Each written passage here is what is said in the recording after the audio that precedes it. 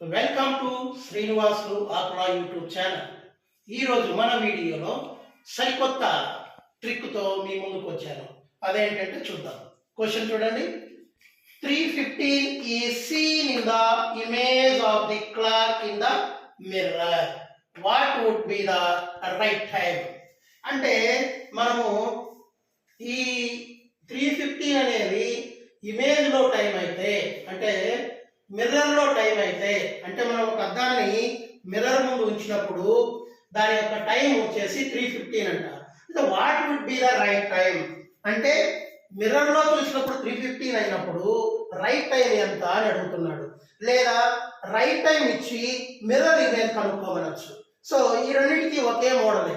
So దీనికి ఎలా చేయాలి అంటే మనము ఇక్కడ ఎంతైతే టైం ఇచ్చాడో దాన్ని మీరు ఏం చేయాలి అంటే 12 అవర్స్ లో నుంచి దీన్ని సబ్ట్రాక్షన్ చేయాలి. 12 అవర్స్ ని మనం ఎలా కన్వర్ట్ చేయాలంటే 11 అవర్స్ 60 మినిట్స్ అని మనం అనుకోవాలి. 60 మినిట్స్ మీన్స్ 1 అవర్.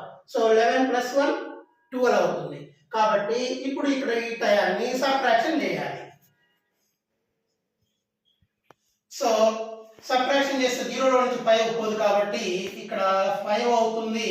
10 లో నుంచి 5 పోతే 5, 5 లో నుంచి 1 పోతే 4.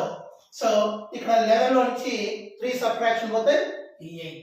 సో 8:45 అనేది మన యాక్చువల్ రైట్ టైం అవుతుంది. అంటే మన మామూలుగా ఉండేటటువంటి టైం. అదే మిర్రర్ లో చూస్తే 3:15 అవుతుంది.